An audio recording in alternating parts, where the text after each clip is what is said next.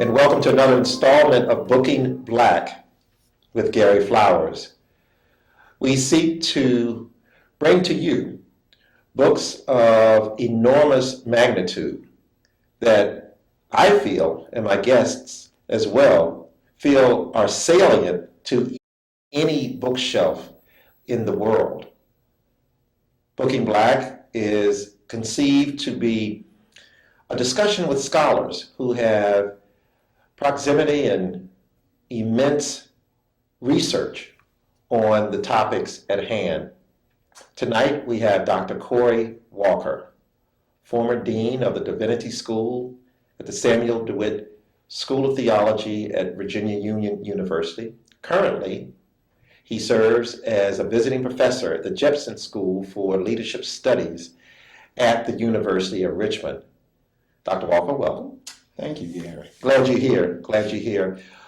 We wanted to begin with a seminal book in American literary canon, and that is William Edward Burckhardt Dubois.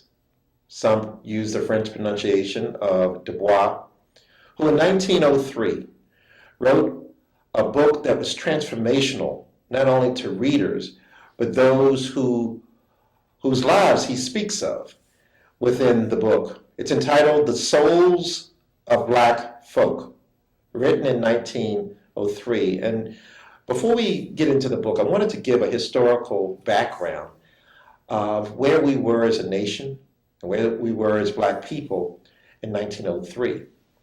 We remember that the American Civil War ended in 1865. President Abraham Lincoln, shortly thereafter, assassinated. His vision for Reconstruction toward a more perfect union began to unravel upon his death. A racist and bigot from Tennessee became president, Andrew Johnson. And in 12 short years, all of what Abraham Lincoln envisioned for the reconstruction of a divided union was all but eviscerated. Ku Klux Klan had established itself as a domestic terrorist unit. The Hayes-Tilden Compromise of the election of 1876 saw the winner of an American presidential election lose and the loser win, with a deal made around the Electoral College on the promise of removing federal troops enforcing the spirit and ideals of Reconstruction. Into the 1880s, Jim Crow laws were put into place. Vagrancy laws, as reminiscent in Blackman's book, Slavery by Another Name, emerges as a de facto way of ensuring enslavement. By 1896, the Supreme Court of the United States rules separate but equal as the doctrine of the land, codifying Jim Crow as we know it.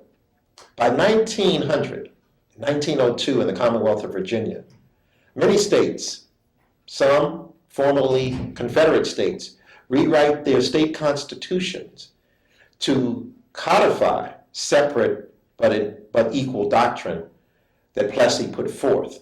And so in this historical context, Du Bois writes The Souls of Black Folk.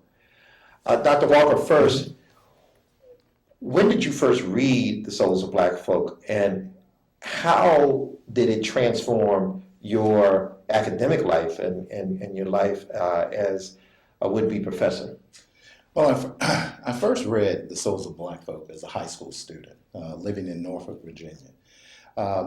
Books in my house were extremely important, just as football was. Yes. So The Souls of Black Folk was a staple. And every year I've read this book and I've taught this book. I've taught it at the University of Virginia, when I was at Brown University, Winston-Salem State, Virginia Union, I've talked about it, and even at the University of Richmond. It is a classic text that you can never stop reading. I reread it every other year. year. You have to reread it. And what Du Bois is trying to do in this text is a number of things. I mean, if you remember 1892, Anna Julia Cooper comes out with her collection of essays, A Voice from the South. Yeah. And Anna Julia Cooper's collection comes out at the same time as the big Columbian Exposition. And she really sets the stage for how do you begin to recover a modality of thinking, a way of expression, and how do you then begin to articulate Black striving in a very much a retrenching racist and racialist society. If you would, go back to the Atlanta Exposition, because I think that sets the stage for a philosophical debate that arises between two iconic figures in Black history. Between Booker T. Washington and W.E.B. Du Bois. Exactly. That is where Washington gives his famous speech, "We can be as separate as each finger on my hand, but we're still one hand." And he received accolades for that. Du Bois even writes him a congratulatory letter on that speech. But in Souls of Black Folk, Du Bois takes up Booker T. Washington's idea. And this is where I think folks tend to overlook the subtlety and the nuance that's presented. We have these stark dichotomies, Booker T. Washington and manual education, very utilitarian philosophy of education on one hand, and Du Bois, a very classical liberal arts education on the other. And then we juxtapose those two. And we'd say, well, you know, Du Bois's education doesn't have any value. Well, we can all argue a liberal arts education is not only deeply African, it is deeply necessary in society. What Du Bois argued of Mr. Booker T. Washington and others was the way in which a singular style of leadership came to dominate all of Black life and all of Black existence, such that if you wanted to do anything, you had to go against Booker T. Washington. You had to confront Booker T. Washington and the Washington machine. And as what we call in the Black vernacular the HNIC. Yeah. Very pyramidal structure. Very hierarchical. Yes. So if you go through Lewis Harlan and the Booker T. Washington papers, you will find that if there are individuals who confronted Booker T. Washington and people like Monroe Trotter. We have a new biography out on Monroe Trotter that just came out earlier. I just covered it on my radio show 2 weeks ago. You had a number of individuals in Chicago. Washington was not just regional, he was national.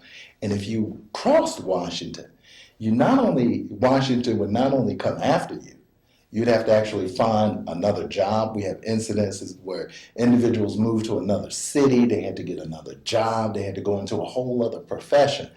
Du Bois makes an interesting argument here. Du Bois says there's always going to be a need for manual training or vocational training. No one's saying that. But to make that the singular model for all of Black people, that's the problem. And before we return to the book Souls of Black Folk, I want to take up the Atlanta Exposition and the metaphor and analogy that Booker T. Washington uses and contemporize it.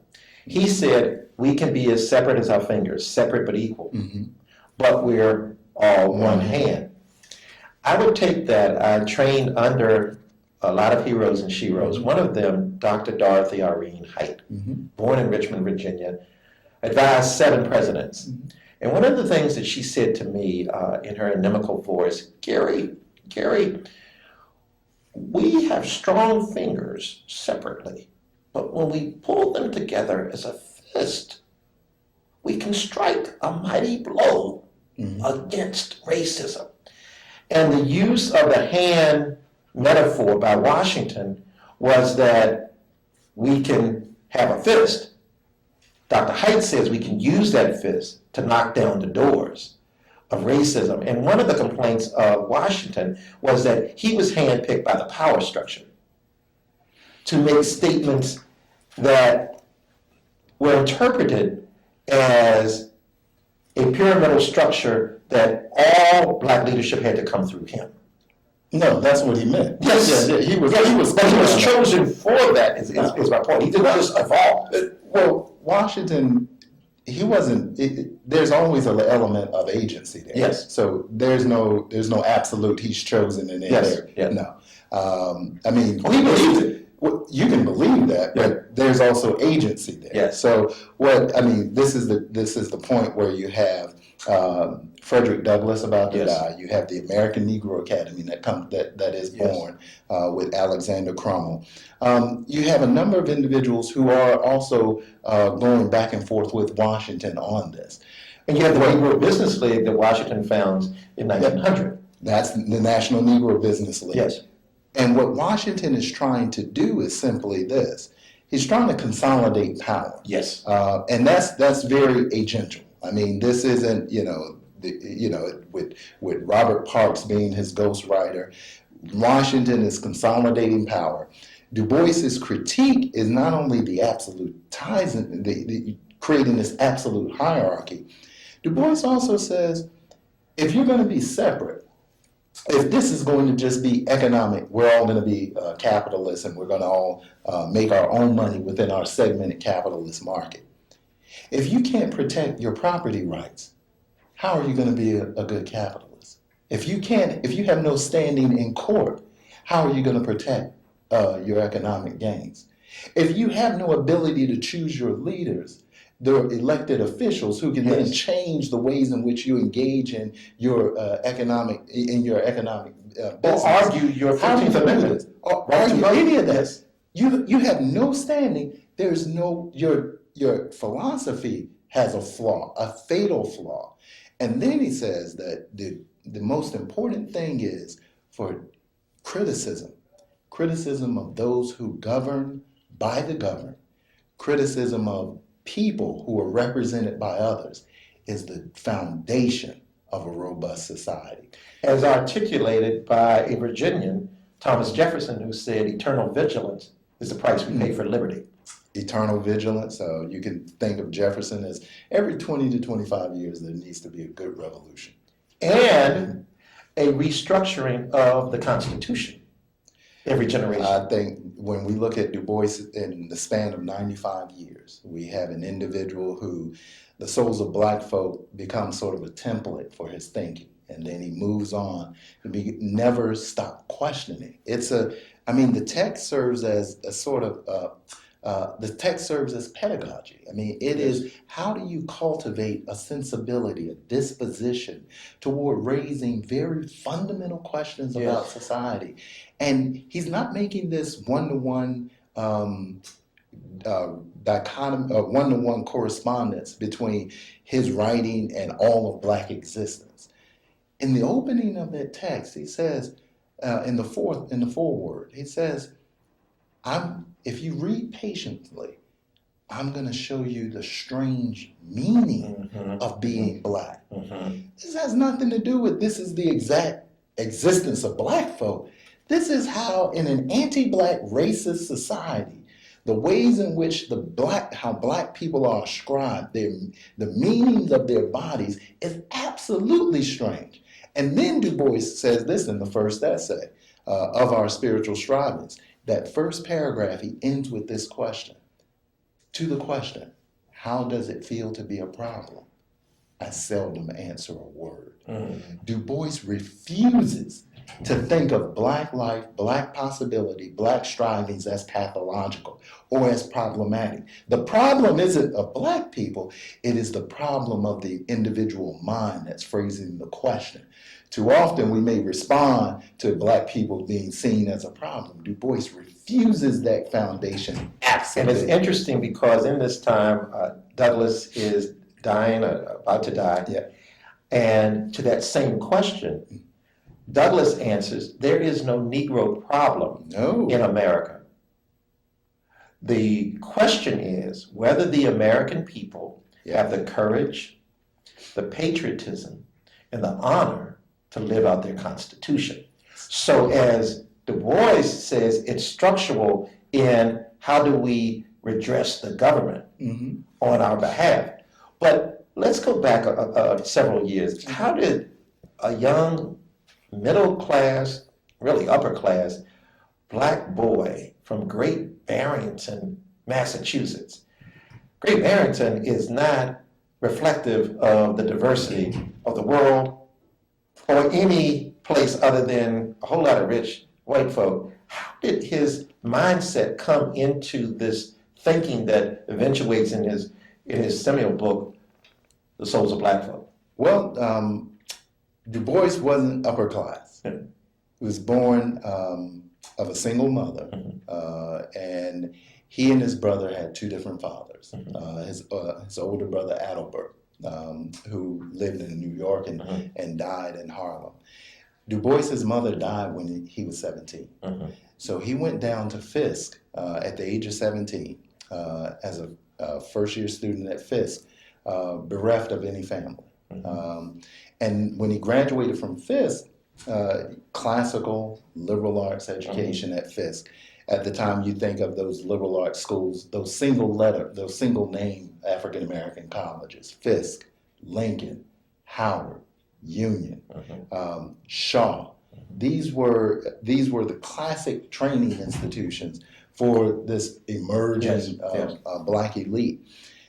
He moves to Harvard, but at Harvard he had to actually redo his undergraduate degree because Fisk wasn't an accredited institution. So he redid his one-year bachelor's degree at Harvard, then did a master's degree at Harvard. Then he wanted to do a PhD. The best universities in the world at that time for graduate training were in Europe. American institutions were just making the turn to graduate education. Clark University in Massachusetts being the first, the University of Chicago being developed, Johns Hopkins as well. But if you wanted graduate training, you would go to Europe. And the top university, and at that time, was Humboldt University in Berlin. That's where Du Bois went. Du Bois went there, studied 4 semesters, finished his doctoral dissertation. When I was studying in Germany and going through the Du Bois archives, we found the faculty minutes there. And there was a debate. There was a debate because Du Bois had only been there 4 semesters. There were other professors who were debating, well, if he is able to complete his PhD, then I have other students who are able to complete their PhD. So instead of making Du Bois the exception, he said, Du Bois, you need to stay an additional year, an additional semester, 5 semesters, and then get your PhD. He wrote back to the Slater Foundation, and the Slater Fund was funded him for his graduate education. And what they stated was, well, you don't need a PhD from Humboldt University, top university in the world. You can come back and get your PhD from Harvard University. And Du Bois always stated, I settled for a PhD from Harvard. Becoming the first African-American. First African-American to receive PhD from Harvard University. His book, his dissertation, which became the first book in the Harvard Historical Studies series, was The Suppression of the African Slave Trade. And that book, then Du Bois would go on and write The Philadelphia Negro, the first book of empirical social science, social scientific work in the U.S. So Du Bois becomes one of the fathers of sociology here in the U.S. And he's mentioned with the names of Weber, Max Weber, Emile Durkheim, of course, Karl Marx, and Du Bois, W.E.B. Du Bois, as these founders of sociology. But The Souls of Black Folk is emerging right alongside these two canonical texts. The Souls are a series of essays that Du Bois is writing from 1897 on up through 1903. 10 of the 14 essays were previously published before. They were published in the Atlantic and Harper's. These essays had wide readership, but Du Bois reworked them. Each of the essays, there's sort of a coupling. You can see all of the essays working on form. Du Bois at the beginning of each essay has a bar music from European classical music, and then a bar from the Negro spirituals, beginning to tarry this boundary between high and low, black and white, classical and the everyday. Du Bois begins to merge all of these, and it is through the form of the essay. I've written on how the essay as formed enables Du Bois to engage in this expansive function of criticism and critique. He's exploring ideas around black politics. Yes. exploring ideas around African American history, exploring ideas around fiction and literature, and looking at questions around Black expressive cultures, raising the very fundamental question around African American spirituals. Do the sorrow songs sing true? Du Bois raises a theological point around the sorrow songs. So which equates to the Psalms in Scripture. You're trying to figure out, do we have this undying belief? How do we begin to modulate this in light of the reality? And then, of course, he has elegy. And that really is captured in the essay of Mr. Alexander Crummell and the essay of the passing of the firstborn. That essay of the passing of the firstborn is probably the most touching essay in the collection. It is really about... Expound upon it. This is the passing of his firstborn son. Yes. Du Bois and his wife, Nina Burghardt, are immensely filled with pride. And Du Bois writes this beautiful, moving elegy about how Nina gives birth to all the future promise, not all of the future and promise, not only of the family, but also of the race. And Du Bois says, your eyes, your blue eyes. And then he begins to realize that he's born not in a world that can recognize his beauty and possibility, but in the blood-stained clay of Georgia. And it was because of his inability to get adequate medical attention, because of the deep anti-Black racism, that the young Burghardt dies. And Du Bois after the race takes a hit. Everything. And because there are many. Yes. There are many that are born. I mean, when you have a firstborn child that dies, that's possibility. Yes. That's renewal. And then Du Bois is then writing in this moment. He doesn't want grief, anger, and mourning to overshadow possibility. So it's deep tensions throughout that essay, and it's one of the most elegant essays that's written. And in the text, Du Bois will say, "Well, hold on. Let me not just subsume this under the logic of an anti-Black racist society, because there can be something else." And then he subsumes all of his passion, all of his anger into possibilities for another world where his young son is now living. Which speaks to the resilience of Black people. And in the core or the belly of the beast, that you can still see possibility and hope in future. Yeah, I like to say it's Black humanity. Yes. It is the depth of Black humanity. And this is where I don't want us to create, sort of heroes out of tragedy, because it is tragic. And then all of a sudden, Black tragedy, Black angst, Black suffering is unfelt. So then Black people can always be sacrificed. Yes. No, this is people responding to tragedy. Yes. We begin to look at. I was going to pull open a section because it's moving and elegant, but at the same time, Du Bois doesn't want us to forget this hurts. Yes.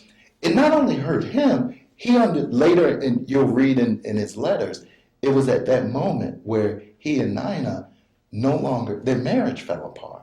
They eventually would have a daughter, Yolande, but Du Bois would live long enough to outlive his wife, his daughter, his brother, his mother, and his young son. And to that extent, born in Great Barrington, educated in Germany, settles for Harvard. Settles. Most readers come away with the dual consciousness. Yeah. Speak to the dual consciousness and then the Pan-Africanist Du Bois demise. In that first essay as well, Du Bois talks about the African American being the seventh son, gifted with a second sight. Yes. And the beauty of that is that's deeply African. That you have a second sight. Yes. This isn't by happenstance. This is Du Bois understanding from his grandmother's knee. The stories, African narratives, African songs. And Du Bois draws that into Souls of Black Folk. But Du Bois also recognizes that as a New World African, that there is the subtle difference between continental and diasporic Africans. And the gift of global Africana is that gift of continental and diasporic Africans coming together. So the diasporic Africans don't give up what what they've done in the diaspora. Neither do they give up that deep continental heritage. So the question of this duality is not the one I want to be white or black. It is how do we merge a continental sensibility and a diasporic sensibility, Living around the world. opening up a whole new world As African descendants. as African descended people. So when 1900, Du Bois is working with the barrister Sylvester Williams out of Trinidad, Anna Julia Cooper, Yes. and the first Pan-African Congress. He goes back 1919, all the way up to that 1945 Manchester Conference. Du Bois is constantly there. Du Bois is constantly speaking to the black world. This is why he draws the problem of the color line not as a narrow parochial problem of the United States. He calls this a world historical problem. Yes. This is a global phenomenon. It's truly global, and which gives him some angst with the NAACP. Of course. So he takes the Niagara movement with Trotter and Ida B. Wells and others, morphs it into people with money, Mhm. National Association for the Advancement of Colored People, and then he moves beyond them philosophically. But Du Bois is, he writes The World in Africa in 1915. Yeah. Du Bois is always recognizing what happens on the continent is a harbinger of what's going to happen globally. Yeah. So how former European colonial powers were treating the continent was how black people were not only treated in the diaspora, but also how peoples of color, oppressed peoples across the world, were being treated. Du Bois would write, Du Bois was at the 1911 Berlin All Peoples Conference. Yes. Here's a conference that's bringing together all of the oppressed peoples of the world, South Asians, Africans, African diasporic folks, all around the world, bringing them together. Du Bois is constantly at the moment where he's looking at where is the next movement for a new humanity, a new society, a new reality. Even in his book, 1928 novel, Dark Princes, Du Bois is looking at this world historical transformation, and he's fictionalizing this. Yeah. How does this mulatto Du Bois, how does this mixed individual, this young man, then engage with this South Asian princess? Du Bois is always challenging us to begin to think in a global mindset. In an intellectually aspirational sense, beyond where we are, yes, to where we should be. And this text, Souls of Black Folk was everywhere. Yes. You go into Du Bois's Into the Archive, you find letters from Pullman car porters. You find letters from housewives. You find letters from laborers. Yes. Everyone is reading this text, and they're not only reading it, they're writing to Du Bois and saying, this text changed me. This text transformed me. So when folks think that, this was just some elite academic text that no one read, this was a popular text of the day. This was a text that everybody was reading and talking about. And folks were forming and framing themselves around this text. They're writing to Du Bois, and Du Bois writes back to each individual inquiry. And intellectual. Yeah. I want to thank you once again for joining us on Booking Black with Gary Flowers. Our guest this evening, Dr. Corey Walker, former dean of the Samuel DeWitt School of Divinity at Virginia Union University, now distinguished, I would add, because you can hear that, visiting professor at the Jepson School of Leadership Studies at the University of Richmond. Please pull down the book in the Souls of Black Folk. This is a seminal book that we all must read, but read it slowly and reread it as often as possible. Du Bois, an intellectual's intellectual, took a journey through life that took him beyond the institution he helped to found, the NAACP. He dies in Ghana as a Ghanaian citizen in 1963, on the same day that Dr. Martin Luther King Jr. delivers his broken promise, but awfully named I Have a Dream speech in Washington, D.C. Good evening, and thank you for joining us.